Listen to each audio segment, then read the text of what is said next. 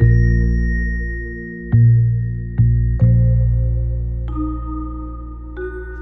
très poli, très élégant de laisser les gens parler jusqu'au bout. Mais en l'occurrence, Mathieu Kassovitz, qui tenait des propos comme hallucinants et assez négationnistes sur le 11 septembre, on l'aurait souhaité à l'époque. Ne commencez pas Non, mais on l'aurait ce terme souhaité. négationniste qui en France a un sens précis, qui est une injure à Non, faire le aux gens révisionnisme, et oui, qui pas envoie le- les gens en prison. Non, le révisionnisme. Voilà. Non, vous confondez. Donc, Attendez, soyez précis. Ou le révisionnisme, oui, négationnisme, non. Non, mais ce sont des nuances qui n'existent que dans Mais votre si. bouche. Des personnes qui se posent des questions et qui ont peut-être des arguments crédibles pour pouvoir éventuellement rouvrir une enquête, on va forcément être taxé de négationniste, etc. Et forcément, Non mais leur le discours va être négationnisme, biaisé. le négationnisme, c'est pas forcément par rapport à la Shoah. Le négationnisme, c'est le fait de nier un fait. En soi, c'est un Oui, terme, mais c'est un terme générique. Ça a été créé avec la Shoah et même dans les dictionnaires. Mais parce qu'on retrouve le même côté, j'allais dire, quels que soient les faits qui vous sont portés à votre connaissance, de toute façon, vous allez instiller le doute sur les faits scientifiques qui ont été établis. Et c'est en ça qu'on peut faire un parallèle par rapport à un négationnisme par rapport à la Shoah. C'est pas forcément les mêmes personnes, c'est pas forcément que des antisémites qui disent ça, mais la mécanique de pensée est une mécanique qui est la même. On part du principe que c'est faux, et après on cherche les preuves comme quoi c'est faux. Alors, ça n'est pas une démarche, scientifique, rationnelle, c'est une démarche qui part d'un postulat et qui cherche à démontrer ce postulat. Là, c'est pas très honnête. C'est un parti pris à la base sur le fait. Je suis d'accord, mais certaines personnes se posent des questions sans avoir de parti pris. Et sont malgré tout par des journalistes traités de révisionnistes ou négationnistes, et donc du coup leur discours est forcément biaisé. Non mais qui par exemple? Mathieu Kassovitz ou... Non mais quand Jean-Marie Bigard, j'allais dire... Bigard est moins crédible. Entre un P et le fait qu'il monte sa bite, explique qu'il a une théorie sur le 11 septembre, bon, je préfère quand même faire plus confiance, excusez-moi, à des centaines de scientifiques qu'au doute de Jean-Marie Bigard.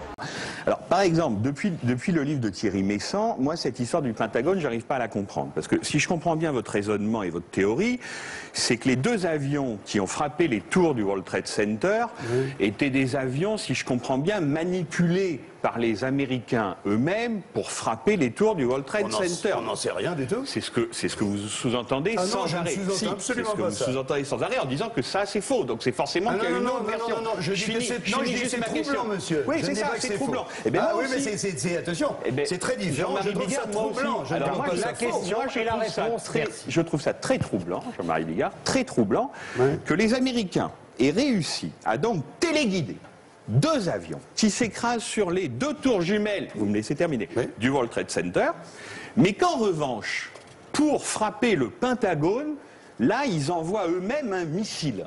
Pourquoi envoyer eux-mêmes un missile alors que les deux avions ont réussi leur coup? Excusez-moi. Vous me laissez terminer. Donc pourquoi un troisième avion ne serait-il pas entré dans le Pentagone? Ça, c'est la première question. La deuxième question, et après je vous laisse me répondre, c'est que j'aimerais beaucoup que vous me disiez si cet avion n'a pas percuté le Pentagone. Où est passé depuis maintenant un peu plus de 8 ans, l'American Airlines 77 avec ses 64 passagers. J'aimerais beaucoup que vous me disiez, Mathieu Kassovitz, Jean-Marie Bigard, où sont passés par exemple Asia Kotom, 11 ans. Où est passé Bernard Braun, 11 ans. Où est passé Rodney Dickens, 11 ans, dont, je précise, l'ADN a été retrouvé dans les cendres du Pentagone. Donc voilà, où sont passés ces gens? Où est passé cet avion? Expliquez-moi ça. Je parle vraiment sur une personne qui se pose des questions et qui interroge sur des faits. Et dès qu'on interroge sur des faits, moi j'ai vu des journalistes qui parlaient avec, justement c'était l'objet du scandale, les journalistes vont automatiquement partir sur une théorie complotiste qu'il n'a jamais approuvée et qu'il n'a jamais défendue. Et à partir de là, le débat se fait sur des faits qu'il n'a pas approuvé. Le fond de sauce de la réouverture de l'enquête, on sait quand même d'où ça vient, c'est de toute façon, c'est le gouvernement américain ou c'est le Mossad. C'est quand même ça au point de départ. Les gens qui doutent et qui disent douter, ils doutent de quoi exactement?